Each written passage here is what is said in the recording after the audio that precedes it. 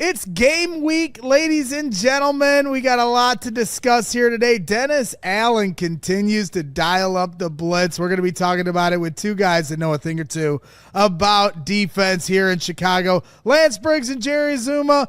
It's the Brick by Brick podcast starting right now.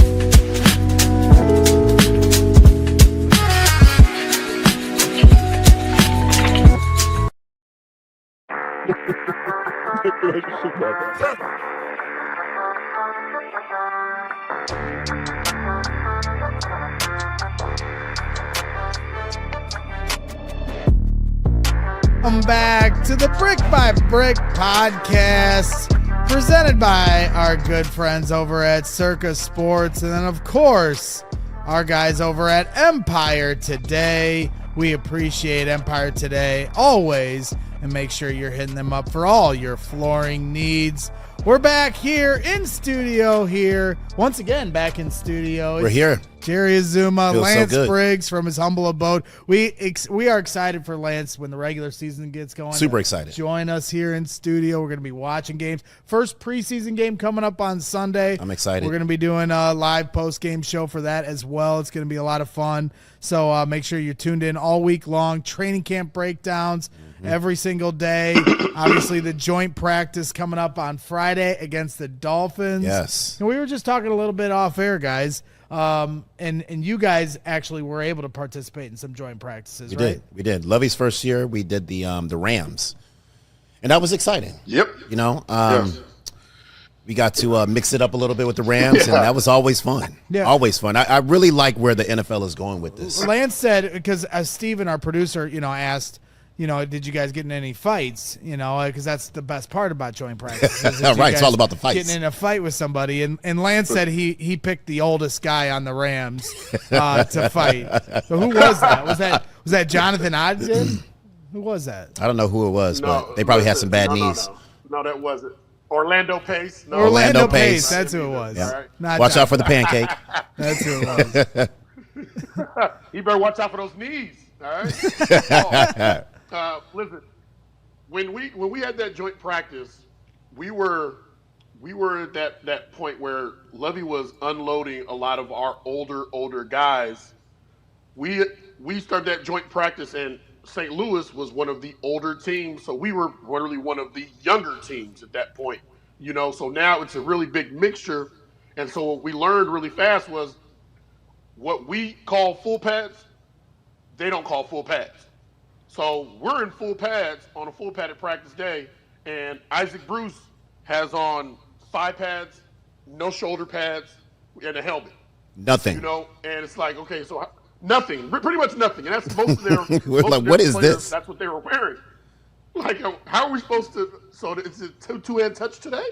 We didn't know how to handle it. So it was one of those experiences. That's what happens when you have a veteran team versus a young team. Yeah, it's from like the fan comparison, it kind of reminds me of like when you go to a game, there's always that guy that's like dressed in full pads. Yeah. And then I'm out there, obviously with my shirt off, drinking, and I'm looking at this guy, he's ready to get in the game and start playing. Did you ever notice that? The fans in the stands that would dress full pads, helmet? I never looked. But Yeah. But I remember that practice. I mean, it was different. I feel like the NFL was starting to change in that sense of pads versus no pads. Like I'm from the old school, and Lance is from the old school too. Like 2-a-days, full pads. We mix it up, and then it started to change. Then it was like pads, but pads weren't really pads. It was almost like shells, so to speak. And I was like, I wasn't really used to this at all. So I was like, let me put on the pads and like let's go out there and hit some people.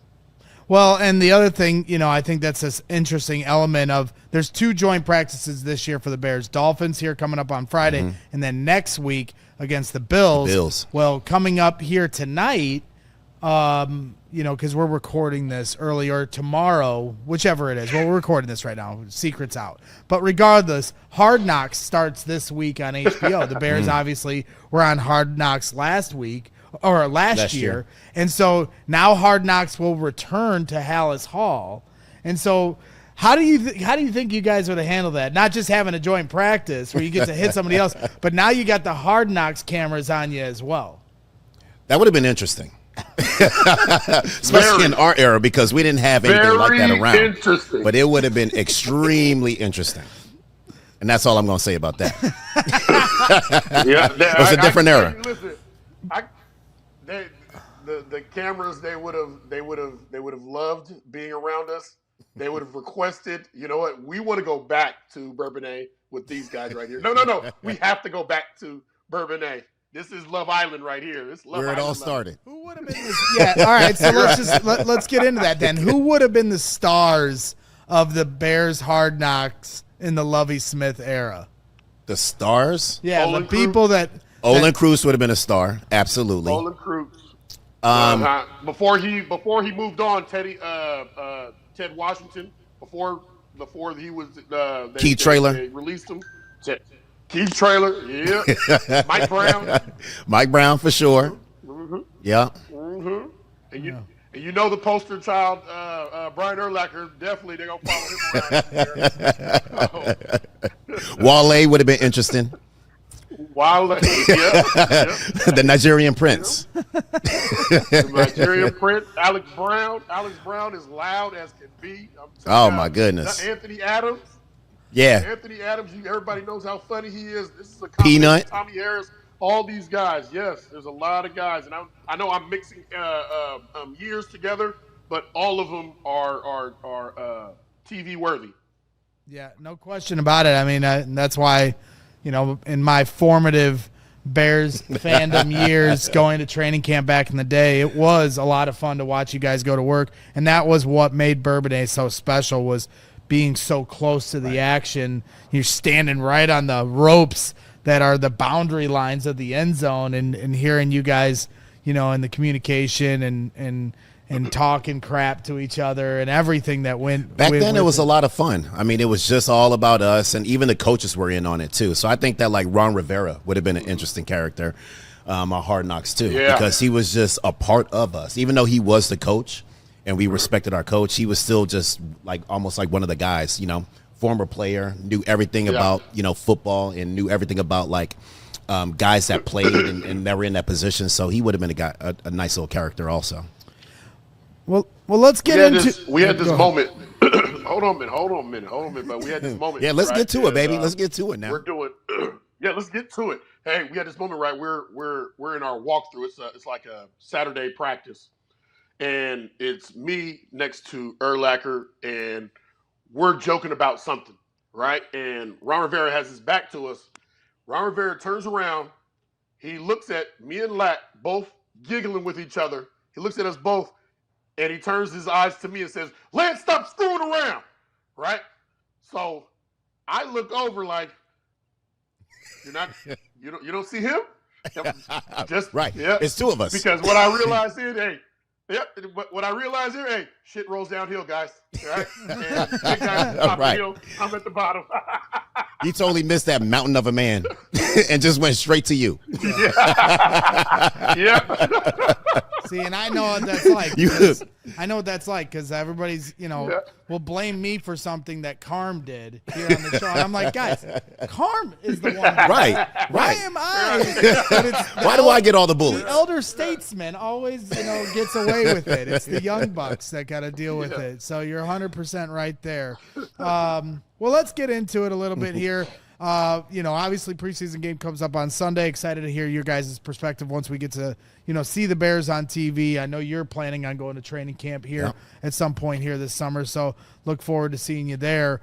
But regardless, there's just a lot of, I think, interesting layers to what's going on with the Bears right now. And obviously, all the talk's always about offense, but I've made a promise to you Always. guys that I'm going to do my best to focus on defense. And also, I know you guys have requested for me to cheer for the defense. I don't know if Absolutely. I've succeeded in this yet in my endeavors at camp because we've never had a prolific, we've had a lot of great defenses in Chicago. We've never had a prolific offense. So that's all we root for is the day that actually happens. But it has been funny because Jaquan Brisker and Kyler Gordon multiple times the last few practices are screaming at the fans to start rooting for them. So I think even they've had enough of the oohs and ahs for the offense and the moans and groans when the defense make a play. So your complaints are heard. But, yeah, so to get into it, Dennis Allen, it's been really interesting the last week and a half to watch him and his approach to the game. Obviously, a very aggressive defense, press man coverage on the outside. Yes. And they are blitzing a lot. They are sending double safety blitzes with Kevin Byard and Jaquan Brisker. They are constantly sending Kyler Gordon into the backfield. Obviously, the linebackers up the middle. They're really testing this new offensive line. Yes, there are a lot of veterans, but they're guys that I still have to figure out how to play with each other. And so I'm just curious from your guys' perspective who played, is predominantly in a cover 2 defense here in Chicago where, the rules are to basically say, hey, we're going to rush 4 and get home and see how the rest of it shakes out. Whereas Dennis Allen seems to be kind of forcing the envelope and really putting the emphasis on the offense to make a play under pressure. Well, here's the thing about cover 2. Like Right. Lance and I obviously played in cover 2 defense, but it was a lot of pressure out of that cover 2 defense. So cover 2 was just kind of like the shell that we were in, but we had a lot of zone pressures and a lot of blitzes that were coming off of that. And with Dennis Allen, I We think that blitz too, Braggs. all the time. But with Dennis all the Allen, time we did. all the time. Like I was a nickel back, so the sub packages were in there, and I was coming off the edge all of the time. And I also had a fit in the run game too. But it's very similar with Dennis Allen. I mean, obviously he's moving some things around. He has the sub packages going as well, but he's blitzing a lot. But he expects one-on-one matchups, so he expects you to just beat your guy in front of you. So yes, there'll be some blitzes off of certain schemes, but for the base, it's just man on man. Just man versus man. Corners, get up there and press and beat your guy. Defensive linemen, line up and beat the guy that's right in front of you. But what does that mean when you talk about it from a cornerback, and then we can have Lance explain it from the linebacker perspective as he yells at me about the many times he did blitz. But I am curious where you say beat your man as a corner in press man coverage. Explain that to the viewer exactly what that It means first and foremost, get your hands on him. Because if you don't do that, then it just creates too much pressure for the safeties that are behind you or the linebackers where you're supposed to squeeze everybody down too. So rule number 1 is to get your hands on these wide receivers if you're pressing. You know what I'm saying? And I think that's kind of like a lost art, so to speak, because the way that the game is played, it's played so fast and these guys are so quick that it's hard to get your hands on these guys sometimes. But if you can somehow get your hands on these guys and disrupt the timing of the routes, then that just disrupts everything for the offensive side of the ball. So, Lance, for you, I know you never really blitzed in your career before in the cover 2. No, I'm kidding. So Don't start. Try to imagine you were in an Offensive guy. aggressive defense and what that would be like. No, I'm kidding, of course. But it's essentially the rules of a linebacker and what you would do in a Dennis Allen type of defense where you're going to be asked to do a lot of different things. Well, the idea, if you're going to bring pressure like that, the idea is make the ball come out of the quarterback's hand fast. So when you get your guys out on that edge and they're, and they're pressing, they're expecting that whether we hit home and get that sack or not, the ball has to come out fast. So we're not worried about any double moves, any like that. Anything we happens right now is probably going to be some sort of hot read, some sort of quick move, and we can play that right now. We're jumping all of this stuff. Now, if that blitz does not hit home, we're in trouble. We're in trouble, but you can't play it. That's not the way you Grab can't and hold. practice that way. You know what I mean? There's timing on offense, there's timing on defense. So if we're playing the cover 2 and we have a 4-man rush and we're saying, hey, listen, it's gonna within 4 seconds that ball's got to come out or it's gonna be a sack. then our corners, they're not thinking about double, triple moves. Within 4 seconds, there's one move that's got to happen, and I'm jumping it because I know our pressure is going to hit home. I have to trust that our pressure is going to hit home. So the same thing goes when you're running these blitzes. We have to trust that they're going to hit home or that ball's coming out within under 4 seconds. So now, as we get our hands on them, we know that they make any break, we're jumping on it right now. Well, obviously, Lance, you had a Hall of Fame worthy career, and every Bears fan, I know knows how much we want you to get in it. I know how much it mean for you. It is time. It's time. But I will say, and I know I was joking with you about the blitzing, I think maybe one of the most foundational parts of your game was getting on the line of scrimmage when you guys were showing blitz, and the way you would jump the snap and be able to get in the backfield. I can remember you making tackles on the running back before the running back even had the ball in his hands. Mm-hmm. And so walk us through. I wasn't blitzing then. Well, I wasn't blitzing. I was doing my own thing. Well, walk us through that. Instincts. Walk us through how you were. I know instincts, but walk us through how you were able to do that so many times and time that up so perfectly. What were you looking at, and the technique and your ability to be able to do that? Linebackers got to learn how to get skinny in the hole. Number one, but also understanding. Number one, does this offense are they a power scheme or are they a zone scheme? Do they pull a lot of guys? Do they not? If they pull a lot of guys, then I got to make sure that I'm off that ball a little bit because I may have to adjust. But because our defensive line, we're always getting vertical pressure. They're getting up the field fast right now. That allows you as a linebacker, you can still scrape, but you can scrape at the line of scrimmage. What I also learned is when I would shoot some of these gaps, there are certain guys that if I gave them my chest, I would just get engulfed and I would be thrown out of the saloon.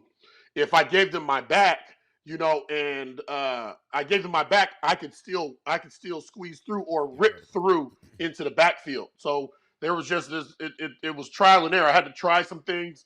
I got decleated. I got put on my ass a lot of times until I really figured out, okay, this works. This doesn't work. And it's also about understanding that offense. There were certain offenses that run to the right more than they do to the left for a reason. And our coaches sit up there and they'll say, listen, they don't run to our left because these guys are basically, they're inadequate. They run more to our right because this is the strength of their offensive line. That's one hell of a tip-off when I'm up here in the gap and I'm thinking, okay, who am I going to give my back to? Okay, they're going to run to my right probably 80% of the time. Now I'm shooting the gap, giving him my back, getting low, getting skinny in the hole. I'm in the backfield now. So you got to understand. It's about understanding the game too. Yep. Your responsibility also comes with reads also. So it's just playing with your eyes. Yep. You know what I'm saying? So like whatever you see in front of you, you know right away what to do just based off of the foundation that you've already learned and how the blitz is supposed to work.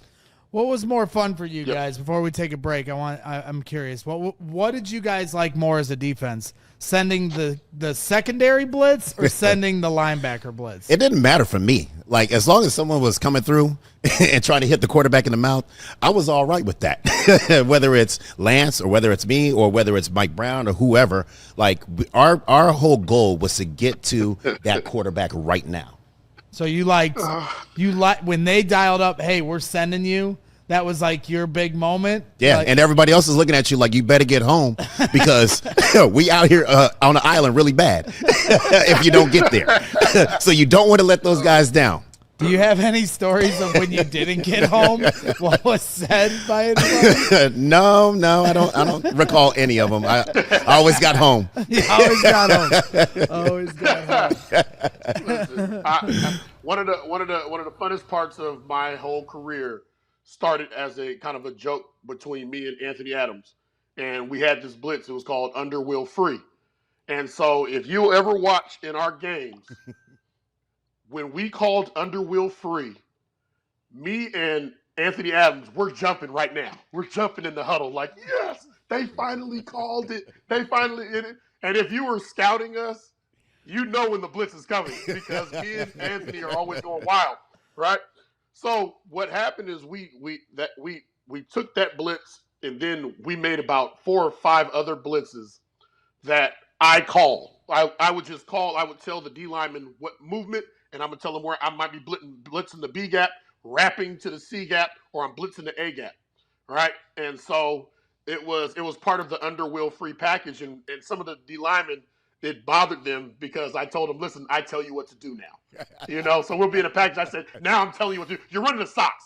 All right, so see, you can't do this with Lance. You can't give him that leadership role. Yeah. He's going to take full advantage of it. It was one of the funnest parts of my whole doggone career. Thank you, Rob Marinelli. Yeah. Tipping your pitches there, Briggs. Everybody listen to me. I'm the captain now. That's Lance. Yeah. Be like, oh, Lance must be blitzing. Yes. That's great. Great stories. Appreciate that. That's great insight. We're going to take a quick timeout. Hit the like button for Lance Briggs and Jerry Azumah here on the Brick by Brick podcast. We appreciate everyone's support here. It's episode 2 for the Brick by Brick podcast. We're excited to do these shows all season long. We'll be having post-game shows, 2 post-game shows after all these games here in the regular season, and Brick by Brick, post-game shows will be coming to you guys as well. So excited for all that. So hit the like button. We're going to take a quick 2-minute timeout, and when we come back, I want to talk to these guys about some of the linebacker decisions that Dennis Allen and this defense has to make here this year. Just like your favorite team needs a home field advantage, your home needs a home floor advantage, and Empire Today can help you get that. Empire Today has flooring experts, dedicated flooring professionals who focus on flooring every single day. If you go to those big box stores, they make you do everything yourself, from installation, taking the materials home, picking everything up. You get no help at the big box stores, but with Empire Today, you get that help because they live and breathe flooring. Pick the right flooring and the right colors for your space. Get precise measurements taken and have all your questions answered. And schedule a free in-home estimate today, because some things are just better at home. CHGO listeners can receive a $350 discount when using the promo code CHGO. Yes, you heard that right, Lance Briggs. A $350 discount when using the promo code CHGO. Restrictions apply. Visit EmpireToday.com/CHGO for full details. And of course, if you don't already know this, I'm telling you right now, you don't want to miss the trip of a lifetime. We are headed to Las Vegas here coming up week 4 of the regular season. Compliments of our good friends over at True Fan Travel. And we're going to be having a 3-night stay at a premium Vegas resort. You get tickets to the game provided to you. That's important because secondary market ticket prices are out of control. VIP parties, we're going to be doing live shows, live post-game shows, everything in between. It's going to be an unforgettable experience with the CHGO crew, special guests, special parties, and much more. So don't gamble on missing the ultimate fan experience. Book your spot now at truefantravel.com. Ask anyone that went to London with us or Arizona with us last year with True Fan Travel. It is worth every penny. We hope to see you there. I'll buy you a drink. That's right here. We're back on the Brick by Brick podcast. We appreciate everyone tuned in. Once again, hit the like button, subscribe to the channel. Here we are inching closer to 90,000 subscribers for CHGO Sports, and we appreciate every single one of you. All right, guys, let's get into it. We've been defensive focused here today, and we're going to continue to do that with Dennis Allen having some important decisions here at Family Fest. TJ Edwards spoke to the media after practice, and they still really haven't worked out who's going to be the middle linebacker of this defense, which I found interesting. And let's play, Steven, if you don't mind, let's play the audio of TJ talking about this, and then we'll kind of run through, the decision that Dennis Allen has to make. Yeah, I don't know. I mean, I think, again, for me, I'm comfortable kind of doing both, and I think Tremaine's the same. But, I mean, again, right, we're going to let them kind of, decide what they want to, and whatever is kind of best for the team in that way, I'm down to do. So, I played Mike for a long time, and then I came here and played Will and got a feel for it too. So, really either or, I'm cool. So, TJ Edwards obviously saying, hey, I play the Will here, but, I'd love to play the Mike. That's what I've been comfortable with, for the majority of his career. Lance, I'll start with you, man, because, obviously TJ Edwards is kind of in the Lance Briggs role, but, somebody that potentially could be the middle linebacker here. From what you've seen between Tremaine Edmunds and TJ Edwards, like, who do you think would be best fitted or best suited or most deserving to be the middle linebacker of this defense? Well, I'll start with, Dennis Allen's his review of them. He's already mentioned that Tremaine Edmunds, his height and his length and how it can cause problems for offenses. So I'm trying to. I think maybe if he hasn't decided where it is now, he's trying to see where he can be most disruptive, especially in the pass game. If you have to throw over him, especially in the middle of the field or in those certain tight spaces, that's a real big problem. That causes issues. And if you have to lob that ball up over him, he's about 6'5". That gives our safeties and corners opportunities to make plays on the ball. Yeah. I don't know where you stand on this. Obviously, TJ Edwards is the tackling machine. Yeah, he certainly is. Very good in coverage. But as Lance pointed out, Tremaine Edmunds has a lot of length that causes a lot of problems to throwing windows in the middle of the field. I think these are all good problems to have for the Chicago Bears and for this defense. I mean, it's up to the coaching staff to really figure out what they want this defense to look like and all the pressures that they want to bring and how they're going to utilize the personnel that they actually have. So these are all really good problems. I think that each one, Edmunds and Edwards, I think that they have unique talents, and they're still trying to figure out how they can utilize those talents to be very productive on the football field. So, Edwards talks about being the middle linebacker, and I think that he has the range to do that. He is a tackling machine. I don't know if he definitely has the size to get, or the presence to put your foot on the line of scrimmage and run 20 yards back and really control that middle of the field. He can do it, but we're still trying to figure some things out with this defense. And he may not be a threat to a quarterback. The quarterback may say, you could run down 20 yards. I'm still going to be able to hit it down, hit my receiver 30 yards down the field. There's plenty of linebackers that can do it. And like Zoom said, it's a really good problem to have because you can sort that all out, through these practices, through preseason games, and say, okay, this is the best fit for us at the moment. I know that.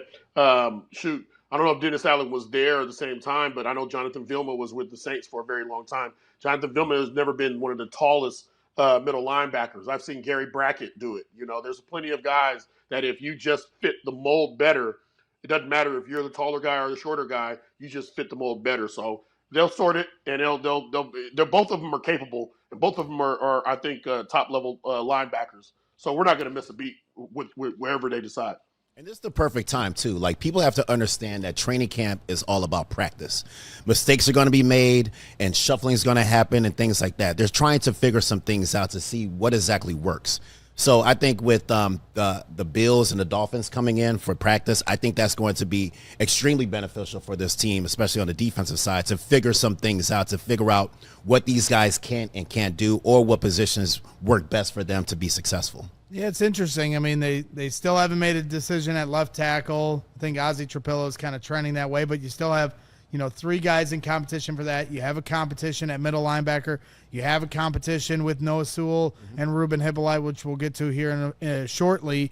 And then they still haven't figured out if they're a wide zone run team or a gap scheme run team. Yeah. Like, there's so many things they still have yet to make a complete declaration on what Absolutely. their identity of what their team is going to be. And that just kind of goes to show you how much of a process this still is for this team to eventually become a finished product at some point. So it'll be interesting. I mean, Lance, I'm just curious from your perspective, when you hear TJ say, I don't mind playing either, whatever the coaches decide, but I played middle linebacker for majority of my career. You played alongside, Brian Urlacher obviously had a great career doing that, but would you have preferred playing middle linebacker for the Chicago Bears? No, absolutely not. No. And now if you interviewed me, I'm going to say, hey, I'll play wherever they want me to play. I'll play whatever they want me to play. Absolutely, right? But now, when I get on the phone with my mother, I'm telling her mom, I do not want to play Mike here. They have a guy. His name is Brian Urlacher. All right, he's 6'4". All right, he's perfect for the job. But when I first got to the Bears, I played Sam. I didn't want to play that either. But we had guys already. We had guys that were in those positions. That was the only position that I could have competed for and won out that year at that time. And I ended up winning out the weak side backer job. But I knew when I looked at that defense, I knew what Derek Brooks. I know the role of Derek Brooks, and I knew what he meant and how he played in space. That is exactly what I wanted to do, and I just need a little bit of time and opportunity to prove that I can do it. Yeah, worked it out. Well, but if you had been, but then you'd have been in control of the huddle, like we just talked about. Then you would have been calling the shots. Braggs, listen. All of us, we're all leaders. All right, we're all in the huddle still. Now we're all leaders. Zoom was in the huddle. Yeah. Hey, Zoom left, Zoom right. All right. Yeah. Zoom was talking. I was in the huddle. I was talking. When I wanted to talk. And so it is what it is. I'm not come on. It's just semantics. In the huddle, calling the plays. All right. We're just gonna create a package that's called Underwheel Free. Then I can say what the hell I want. A whole bunch of people dancing out there. Yeah, sure. It's like when Hoag's on vacation and then I come into the meeting room and I'm dancing because I know I'm running the show. Because we know Carm's not going to. I'm doing it. No, I'm the captain. So you guys kind of called this here, at OTAs and minicamp. I mentioned Noah Sewell and the Ruben Hippolyte kind of battle going on there for that third linebacker spot. And Ruben Hippolyte was getting all the praise and a lot of the conversations about his speed at minicamp and OTAs, and you guys were like, well, let's get the pads on first, right? Let's get those pads on. And it's going to tell us a lot. It seems like Noah Sewell's really asserting himself. I want to give a shout out to Patrick Norton. He had a good write-up here. If you're a diehard at allcsu.com/diehard, you get exclusive written content from Adam Johns, Adam Hogue, Mark Harmon, and Patrick Norton, who writes stuff daily. He wrote about this, competition with Noah Sewell.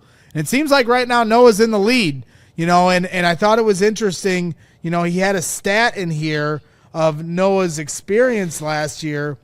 Patrick, like I said, you got to read this from Norton, but he said Sewell was inactive for more games last year than he actually had defensive snaps played. He was inactive for 8 games. He only had 5 snaps all season as a linebacker. Wow. But, he's been here for a few years, so he's got a little bit of a head start, obviously, on what Ruben Hippolyte's kind of catching up to the speed of the NFL. So I'm just curious from your guys' perspective, how do you think this needs to shake out? Do you think that Ruben Hippolyte still has a puncher's chance to kind of take the lead here, or Noah's going to hold it down? Vance over here shaking his head no. I'm shaking my head no because I don't like excuses for a reason why one guy is playing better than another. You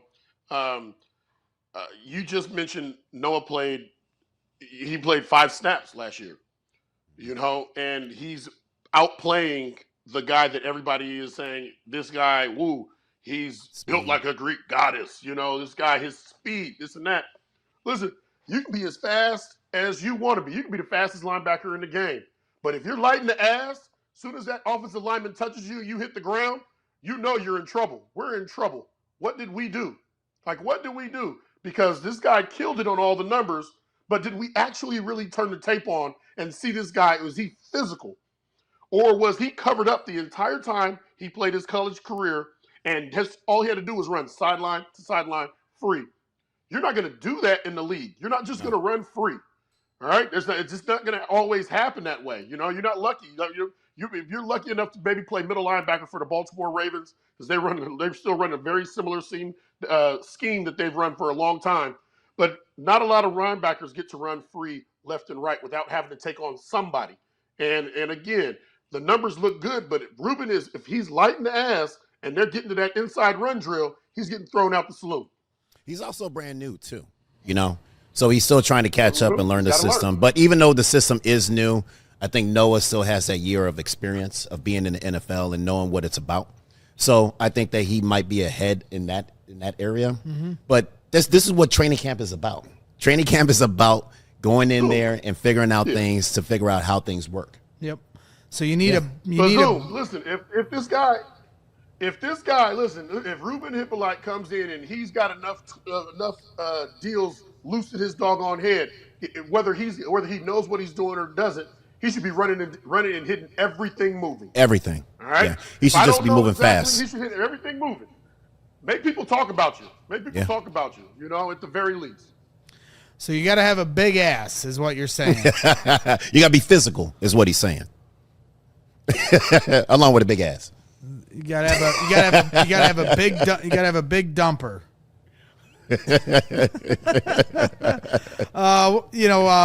On that note, we're going to take a quick time. I want to give a shout out once again to our good friends over at Empire Today. Make sure you're hitting them up for all your flooring needs. We appreciate their support, as always, to the program. You see the number here on your screen, 588-2300 Empire. Oh, man. Yeah, you like that? Today. That's right. Empire Today. We appreciate you here. And we're going to get to some more things. Obviously, the bets here is coming up here shortly. We got some different things we're still going to talk about, so don't go away. Take a quick 2-minute timeout. When we come back, we'll have more training camp conversation coming for you. Whatever the sport, the app to bet is Circa Sports Illinois. Circa Sports, it's sports betting the way it should be. Circa Sports Illinois has high betting limits, low holds, and exceptional customer service. They take care of you fine people at Circa Sports. Bet on all your favorite teams in every game this season. Spreads, props, futures, or in-game, Circa Sports has it. Fun and bet like a pro from anywhere, anytime in Illinois. Chicago Cubs right now, they might have one of the best records in baseball, but the Milwaukee Brewers are just going crazy. So right now, if you bet on Circa Sports, get that action now while they're 3 games down in the division. Wait for the Cubs to come back. They got a big 5-game series here coming up in about a week at Wrigley Field against the Brewers. Watch them flip this division back on its head, get it back in control for the Cubs. Download your new bookie today at circasports.com. Must be 21 or older. Gambling problem? Call 1-800-GAMBLER. And while we're talking about Circa, we do have a special event that we are bringing to you here this upcoming Friday, August 8th. It's going to be a lot of fun from 5 p.m. to 7 p.m. Central. We all at the CHGO Bears team are going to be doing a live training camp post-practice show right there in Waukegan at the Circa Sportsbook at American Place Casino. It's going to be a lot of fun. If you've never been there, it is an amazing establishment. They got restaurants, they got a full casino, and then, of course, they got the Circa Sportsbook right there. We're going to have all the games on. We're going to be having a lot of fun, and you can hang out with us while we break down training camp and watch all the games that night. You can watch me stress out about the baseball games going on as well. So come on out to Waukegan at American Place Casino from 5 to 7 p.m. Central. We'll see you there. All right, we are back here on the Brick by Brick podcast with Lance Briggs and Jerry Azumah. Hit the like button while you're hanging out. We appreciate everybody hanging out here on this Wednesday. It's an off day for the Chicago Bears, so it's an off day for the CHGO Bears team, but we never take days off, and that's why we're bringing you here another show here today. Some really special shows coming up the rest of the week, so make sure you're tuned in for those. Joint practice on Friday, preseason game on Sunday, and training camp post-practice show breakdowns every single practice. So let's continue to get into this here because there's a lot of different stuff going on. Obviously, we've talked a lot defensive heavy here today, and I'll just continue it. I know you were there in minicamp and OTAs, and I know you guys still want to have an opportunity to get your eyes on these guys, but with Jalen Johnson out with an undisclosed injury from, his offseason workout, on his own, it sounds like he may or may not be ready for week 1. We'll see. Let's hope he is. I hope so. Justin Jefferson's going to be a tall order. I hope so. Who's also nursing an injury and won't be available until the start of the regular season as well. but it's given an opportunity for Nahshon Wright, who's had a history from Dallas with Al Harris, who's the secondary coach here, to kind of emerge. And him and Tyreek Stevenson are kind of holding it down. When you talked about the responsibilities of a Dennis Allen defense as, a corner, getting your hands on guys, I think one of the terms that Ben Johnson described this secondary unit is sticky. Yeah. And I think you're seeing that here so far because Nahshon Wright's like 6'4". Yeah, he's a big guy. Really getting on guys. So I don't know, if you've had any early impressions of Nahshon Wright so far. I mean, obviously his size is really good for the NFL. I mean, he's a little bit oversized for a corner, but I mean, he has really good body control, to be a guy that's that big. But also he's getting the reps that he needs. This the thing that we just need is just reps. You need to get in there and see how the NFL works, adjust to the speed, adjust to the physicality of it, and then figure out how you actually work into those schemes. So with the new scheme, obviously we know that there's going to be a lot of man-to-man and a lot of press coverage. So it gives you opportunities to work against, some of the really good wide receivers, the number one wide receivers that are out there, to get your hands on them and figure out exactly what they like to run and how you can implement yourself into that defensive scheme. Yeah, Lance, I was so nervous when they said Jalen was out. I was like, well, who's going to cover these guys? How's the offense truly going to get tested? And now it's given Nahshon Wright a great opportunity, and it sounds like they've still been able to test this offense, with the secondary they have out there without Jalen. Lance, you're muted. So, yeah, Lance, no big deal, but you're muted. I'm not muted anymore. You can hear me. So what you're going to do is... You're just kidding. Just kidding. Yeah. We call that a delayed blitz. Right. So essentially what you're doing is you're building depth. You're building depth, and he's building a resume. So if Nahshon Wright comes out and he continues to get better, and he stands out, he's one of those standout players. Now we have great depth here for this season, whether we need him out there, whether we don't. And he's also building a resume to say, okay, shoot, it's value for the other 30 teams that are in the league, 31 teams that are in the league. So I think it's beneficial for all parties, included, especially for him, but coming out and making a name for yourself while one of the best corners in the game, while he's injured in the meantime, I think is great for him. I mean, we need to look at everything, and we need to figure out what the depth is because these guys will eventually play. You know what I'm saying? Like, they're not going to just be sitting on the bench, weeks on weeks on weeks. They're going to be eventually in those games. So you want to see how they're going to perform at a high level, especially against number one. So the fact that he's getting these reps is very valuable.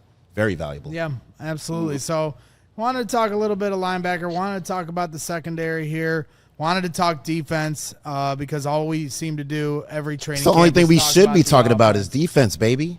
Yeah, I know that's what you guys keep telling me, and I'm trying to come around to this thought. Come on, man, come to the dark side. Yeah, defense, baby. Come on to the brick side. There you go, by brick. All right. I'm trying. Just would love to have a good offense. Don't worry about them. Don't you worry about them. They're going to be all right. Defense running the ball. Defense. Let's go. Ain't nothing but stucco over there. That's stucco. All right, we're brick by brick, baby. Well, we mentioned, obviously Nahshon Wright comes over from Dallas, or at least a couple years ago has a history under Al Harris in Dallas. He had a little stop in between there. But speaking of Dallas, Micah Parsons is, not getting along right now with Jerry Jones. They're having some contract negotiations that aren't going very well. The Cowboys and Jerry are trying to only negotiate with just Micah Parsons without his agent present, and Micah's not having any of that. A little bait and switch action going on there. And Micah basically it feels like he kind of doesn't want to be there anymore. He put out a really long statement the other day about, apologizing to the fans, but this is kind of where they're at. So I guess my question to you guys is, would you want the Bears to trade for Micah Parsons? Because, a few years ago, 2018, the Bears traded for Khalil Mack, and it changed everything in the Big Fangio defense. But it would be a tall price to trade for Micah Parsons. So, Lance, I'll start with you. Would you sign off on a trade like this and give up, potential, multiple first-round picks? What do you have to give up to get him? Number one, it depends. The first thought is I want to shut it down and say no, but from a business side, you got to at least look at it and explore it. So I would say it depends. What do we have to trade for it, and are we prepared to pay him? Does paying him create a new cap casualty situation for the Bears? He gets paid. There's going to be a bunch of players that say, "Shoot, I want to get paid now too," because they're saying it already. And just is the situation one that the Bears can handle that load? Yes, we're getting a premier player, but a premier player comes at a premier cost as well. So I just want to get in a place where we say, okay, man, the Bears have money. They have these draft picks. They have this. They have that. We're building something now. And also, hey, let's ask Ben Johnson. Ben, is this an addition that you believe that you want to take on? This is your team that you're building, part of that championship. If you want him to be a part of this team, then of course, from the financial standpoint, we'll finagle it. We'll make this thing work. But is this something that can we build this championship without Micah Parsons? Because right now we don't have Micah Parsons, and we feel like we can build a championship. What does Micah Parsons do if he comes here, or if we continue to move on, press on without him? It would be malpractice if we didn't at least look into it, right? I mean, this guy is generational. He's a guy that can literally change the trajectory of a football game in one play. You know what I'm saying? Like, he has that type of presence and that type of talent. So we would have to see what that trade would look like. And like Lance said, figure out exactly what would be given up to get him. Mm-hmm. And I think the price would be extremely tall right now. So I would say we would pass once we figure out what exactly he would cost. But we also got to figure out what's on this football team as well. It's a brand new coaching staff. There's a lot of brand new players, too, that need to figure out how they're going to fit moving forward with this program. We need to figure out what players that we have right now before I think we go out and we get like a superstar to add to this team. Right. Well, because they traded for Montez Sweat a few years ago. Exactly. They paid him. They just paid Dio Dangbo, right. Like $18 million a year coming over from the Colts. We have some heavy contracts over there. Right. And so you brought in Grady Jarrett on that defensive line as well. And so you paid Kyler. Right. You paid Johnson. Kyler, and Jalen just got paid as well. A lot of money on that defensive side of the ball while you have a quarterback on his rookie contract, exactly, which gives you that opportunity to do those things. But, yeah, Micah Parsons is a whole nother stratosphere of money that you potentially have to bring up. I mean, last night or a couple nights ago, I was doing Bears After Dark and with Shane and Phil, and they were bringing up, all right, trade Jalen Johnson for Micah Parsons, which a lot of fans got upset about. They weren't trying to give up Jalen, who's one of the best players on this team currently. Right. Stevens brought up the idea of just swapping out defensive ends and trade Montez Sweat to Dallas and bring in Micah. If they can't get along with Micah there, well, then give him a defensive end that's a little more affordable, and then we take on Micah here. I've heard a lot of fans bring up Cole Kmet, because you got Colston Loveland in here. So a lot of different names kind of being thrown around, but I don't know if any of them are realistic. Yeah. Bragg, listen, Micah Parsons is like that pair of Jordans. All right, he's like a pair of Jordans. I used to tell my mom, I used to ask my mom all the time. I said, Mom, can I get these pair of Jordans? The new Jordans came out, and she said, Of course, babe. And we'd go to the mall. And she would look at it, and the first thing she would say, that's a nice pair of shoes. And then she look at the price, and she said, "Ooh, baby, these are $100. Come on, we're going over to the shoe store, Payless Shoe Source, and we have to press right by him." And I knew that I wasn't, when she saw the price, she was going to say no, but it gave me a lot of hope that when I asked her, I said, Mom, listen, I want to get the new Jordans. She said, oh yeah, absolutely, I want you to have the Jordans too, but for that price, you're not getting them. All right? Yeah. That price might be too high, fellas. Yeah, you didn't get the Jordans. You got the Gordons. The Sykes. Ooh, yeah. I got the Pro Wings. You weren't rocking the LA. They were clean, though. You weren't rocking the LA Gears with the light-up shoes, the LA Gears back in the day? I had those. Yep. Had those. Some K-Swiss. At all of the above, man. So Fila. That's Jordan. me. I always wore K-Swift. I didn't like for whatever, and I was a huge Michael Jordan fan growing up. Reason I'm a sports fanatic I am today, but I've never owned a pair of Jordans. And for a long majority of my life, I only wore white K-Swiss. That's it. amazing. I got to see a photo of that. And Lance, I thought you'd be wearing like some Converse or something. I wore Cons too. I wore a lot of Nike Cortez because Nike Cortez it was like $24. I was heavy Nike Cortez, and then I got my first pair of Jordans. I got my first pair of Jordans in the league when I was sponsored by Nike, and they gave it to me for free. There you go. All right. Well, yeah, it doesn't seem like Micah Parsons is realistic. I guess you never say never with Ryan Poles wheeling and dealing. He has traded for Montez Sweat. He did try to trade for Matthew Judon last year, but a lot of money invested on that defensive line now, and I think Dio Dangbo is just a guy that needs to step up and show that he's worth the price that Poles paid for him in free agency. So as we're starting to round third here on the show, once again, hit that like button. Appreciate everyone hanging out here on the Brick by Brick podcast. And then, of course, we have to get to our award-winning segment, and that is Da Bets. Let's go. That's right. Presented by Circa Sports Illinois. This is Da Bets, and we're breaking down our picks from all around the NFL. And today we're going to be talking about the rookie, who can win Rookie of the Year. We're getting our lines from Circa Sports Illinois, so download your new bookie today at circasports.com. Must be 21 or older. Gambling problem, call 1-800-GAMBLER. But let's get into this because it is interesting to see here, some of these odds-on favorites to win Rookie of the Year.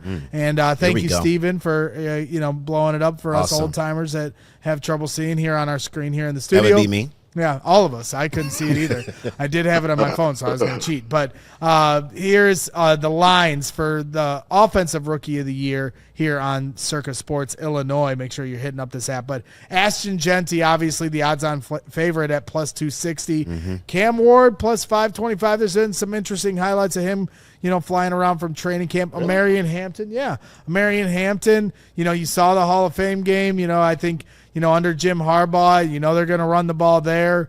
He's up there at plus 1050. Caleb Johnson in Pittsburgh, plus 3,200, and that was the best running back coming out of college last year, going to a running football team in Pittsburgh who appreciate running the ball and defense. That's right. Thank you very much. That's why they make the playoffs every year.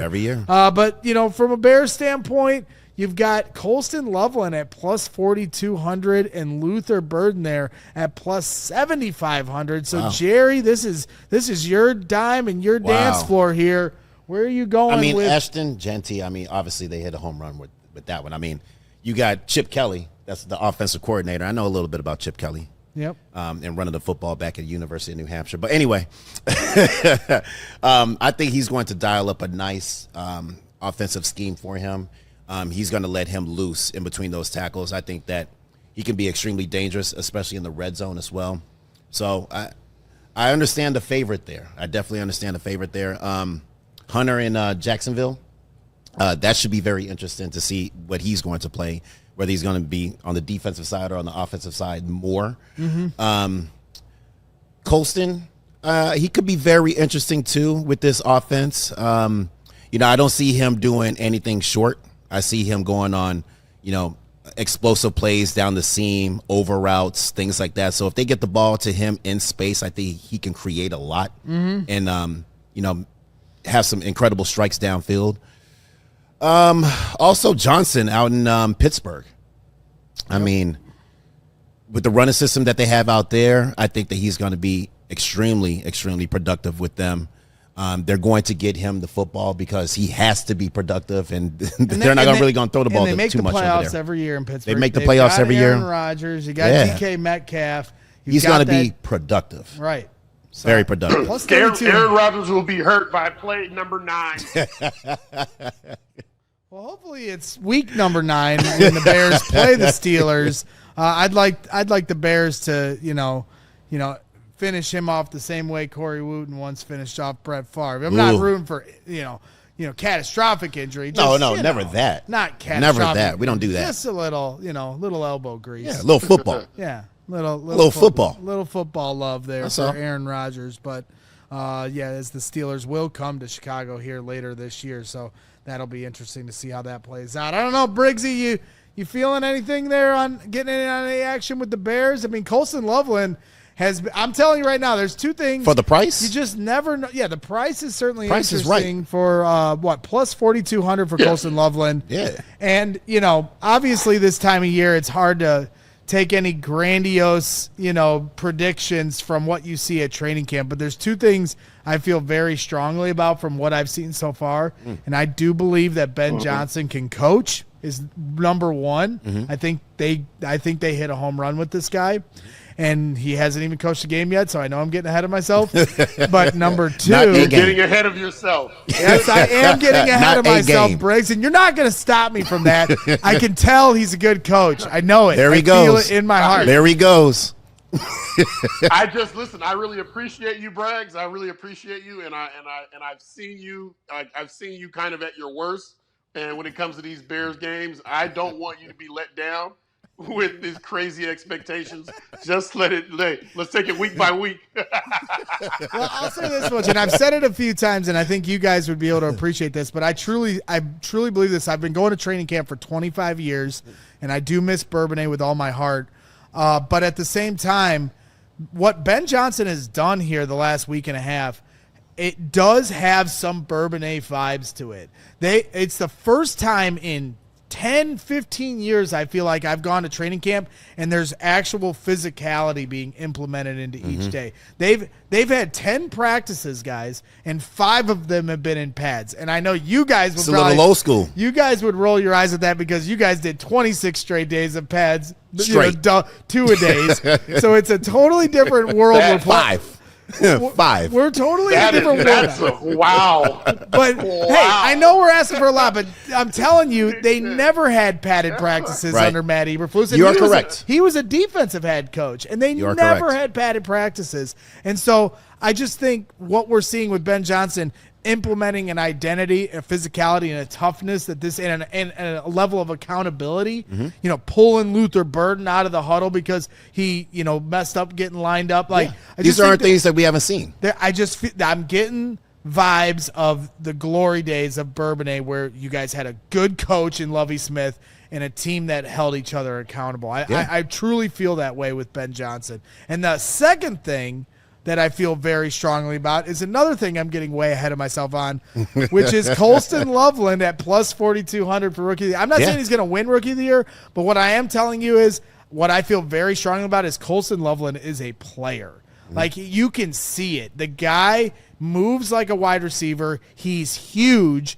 And some of the one-on-one pass blocking drills they've done, he certainly holds his own there, which is certainly a concern. So It's gonna be I'm important. feeling good about Colston Brad. Loveland here. Yes. Brad, okay, all right. Let's go back. Let's go back to this. When the draft happened, did you want Colston or did you want Tyler Warren? Well, you were sitting right next to me, and I was the only one on the panel that did not want Tyler Warren, and I said that if I at the time I said I wouldn't take a tight end at 10. Right. I was hoping they'd draft the defensive end Trenches. out of Florida State, right? Michael Williams.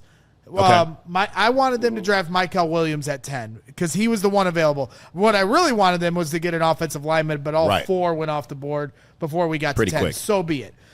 But when when the option came down to they're going to draft a tight end, and you can go back and run the tape. I said I would take Colston Loveland over Tyler Warren because I think he creates more separation. And we've seen that so far at camp. I don't know what Tyler Warren's doing anymore, and quite frankly, I don't care. But all I know is Colston Loveland is going to be a very good player for this team. I do believe that. I think that Ben's going to dial some things up for him. This is what Ben wants. He's going to play the 12 personnel. So obviously Cole Kmet's going to be out there, but Colston just adds a different dimension to the complexity of the team. And I agree with you. Like, he creates some separation. I think that he can be extremely dangerous when the ball gets into his hands, especially on these deep over routes and these seam routes. So I think we're going to see a lot of that, especially in the red zone. Yeah, he starts scoring touchdowns, man. It's going to look pretty good, that 4,200. At Family Fest on Sunday, the final 2-minute drill they did for the offense who had a rough day, but they finished strong. They get into the red zone, line Colston Loveland in the slot on the left side, and Jaquan Brisker is covering him at the line of scrimmage, and Colston put a little double move on him like he was faking to go to the left and went into the middle hash and put Jaquan Brisker on skates and was able to, Caleb fired it in, and they finished the drive with a touchdown. And 7-on-7. And Steven, you're jumping in here to have my back. They get paid too. 7-on-7. It was 11-on-11. Not to throw cold Offensive water drill. on your Colston Loveland Rookie of the Year pick here, but how many tight ends have won Rookie of the Year in NFL history? I don't know. 0. How did Brock Bowers not win this last year? Who won it last year? Jaden Daniels. Jaden Daniels. He Well, was that was crap. Another quarterback. Yep. Nobody likes Jaden Daniels, Right. at least around Chicago. But deserved, fine. And yeah, you're right. I'm not saying for Rookie of the Year, I get it. I actually agree with you when you look at Caleb Johnson in Pittsburgh. If you're looking for like best odds at plus 3,200, that's probably the best one. Best odds. Ashton Genty is likely to win this thing. Yeah. Unless one of these quarterbacks pops off like Jaden Daniels did. I don't know. Who do you feel? Do you feel anything here, Steven? Are they even saying anything about Cam Ward? Have we heard much about Cam I've seen Ward? a couple nice I've passes. just seen a couple of things. I mean, he went number 1 in the draft, and we're not even hearing about this guy. Right. Yeah. I mean, if there's Kinda one, odd. if there's one that stands out to me, it's Omarion Hampton at plus 1050. Just because Najee Harris had this 4th of July fireworks accident where he injured his eye. It's really vague. We don't know exactly what happened or the severity of it. But right now, Omarion Hampton's getting all the first team reps, and that is a very, very good offensive line behind a head coach that wants to run the ball. True. Yeah. So I'm not going to advocate anyone to say, okay, yeah, Colston Loveland's going to win Rookie of the Year. That's highly unlikely. Although when you look at Sam Laporta's rookie year, That's kind of what it sounded like. No, it's not. All right, fine, whatever. That's exactly what it sounded plus like. 4,200, and I'll tell you what, go look at Sam Laporta's rookie year in Detroit. There you go. He put up big numbers. Big but numbers. There you go. Little different, Jared Goff is a little more of a vet, so I'll dial it back. But all I'm telling you, again, is that Colston Loveland is a player. Ben Johnson is going to be a good coach. The rest and the price of it, is right. Yeah, the rest of it, I think, we still got to see how things play out.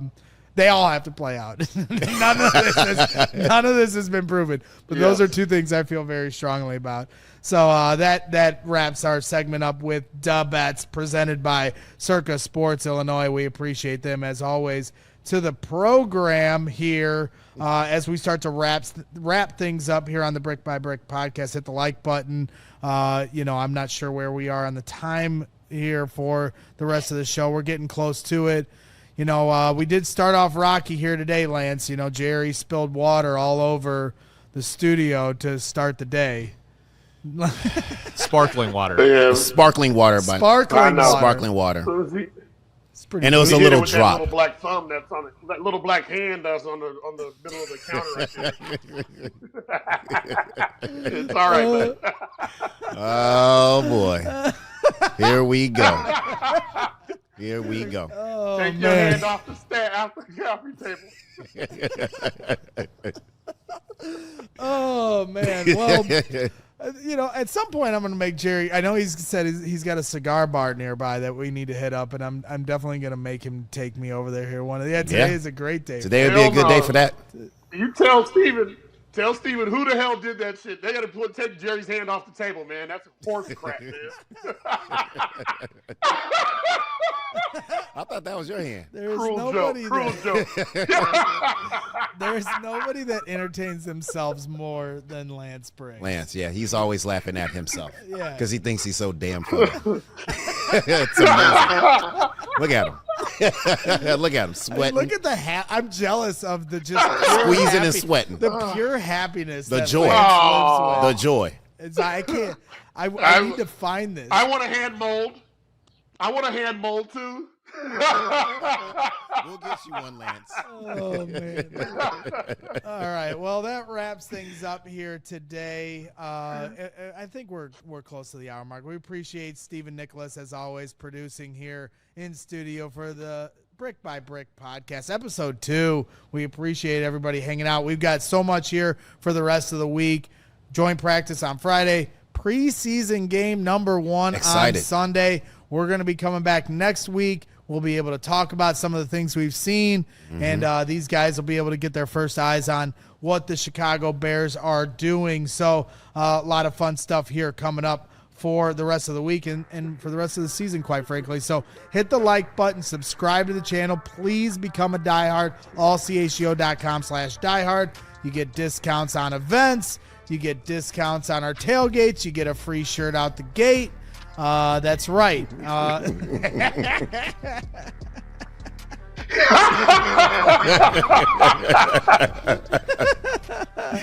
Oh, man.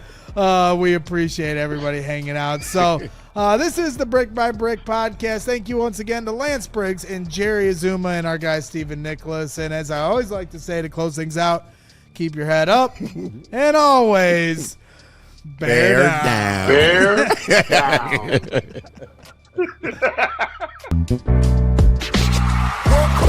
We all silly like the mayor.